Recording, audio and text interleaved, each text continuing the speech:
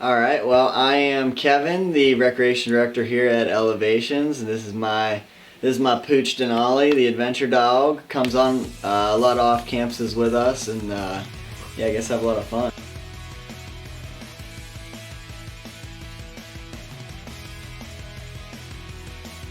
With the winter sports that we're doing, typically in the beginning we'll start off with more of our cross-country style, cross-country skiing, snowshoeing. Again, with it here, it's just waiting for that snow to come here. And before we can do anything in the snow. And once that snow hits, then we're out cross-country skiing, snowshoeing. We'll kind of get into other winter-esque themed outings like ice skating, stuff like that. And then once it hits the new year, after the new year, we're diving into more of the downhill skiing and snowboarding, as well as ice fishing. So getting those kids out onto a plethora of reservoirs out here, catching a variety of species of fish. The downhill skiing and snowboarding definitely kind of dominates the winter. The kids definitely look forward to that a lot.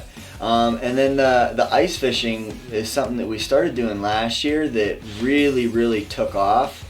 And I think it just has to do with some of the, with our department, when we're going out and doing these activities, it can be a difficult thing to kind of convince them that ice fishing can be a lot of fun. I know if you were to go and ask anybody, in the Salt Lake area, if they would like to go ice fishing, they probably picture some grumpy old man on a bucket, not catching anything, just freezing out there. But if you were to come on one of our outings and kind of see how they run, and all the effort that we go into really researching all of the reservoirs, looking at fish reports, getting proper gear, making sure the kids are warm. We have these pop-up thermo tents and heaters in there and mats and chairs, and so everyone's like pretty comfortable to where we're almost able to go down into a t-shirt sometimes in these tents, and it's 25 degrees outside. And so yeah, that to me, I think the ice fishing has been a big, kind of a new thing that we've introduced and has been a key part now in those winter sports.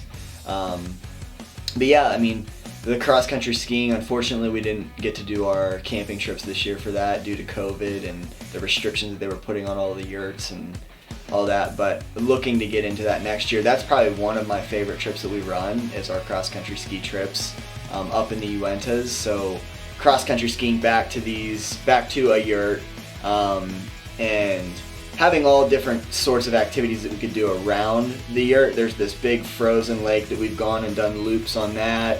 And then, the next day we're cross-country skiing further back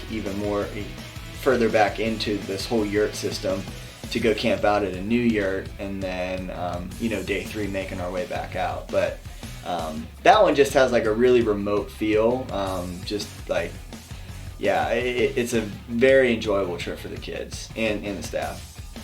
One of my favorite days was the last outing we went on for skiing, and I went on the terrain park thing for the first time ever, and I went over the little hills, and it was very fun. What did you think about ice fishing? I loved it so much. I never realized how much I would like that, and I also didn't realize that was an actual thing outside of cartoons, because this winter was my first time seeing snow. One of my favorite days with one of our groups was definitely on our downhill ski camping trip. The one that I was on was with a Ridge group. So, but we just went out. We typically night ski our first day out on the camping trip. So we'll go out to the Airbnb wherever we're staying at, drop all of our stuff, and then we head up to the resort and get some night ski laps in. And it was just one of those days that everything came together. All the kids were stoked to ride. It was just chairlift after chairlift after chairlift until they were pretty much petered out, ready to go back for dinner. And then same thing the next day, getting up. The kids were up earlier than they even anticipated getting up. Kind of threw it out there for them when they wanted to get up, and they were giddy to get after it. And so we got up earlier, had breakfast, went up to the resort, and again, I mean, just all day skiing. They were burnt out by the end, but I mean, it made for all the kids really helped out with the cooking, preparation, all that stuff. And then Saturday, our last day of the trip, Saturday morning, we left and then took the kids out ice fishing, and then had a phenomenal day of fishing. I think we caught 30 or 40 fish.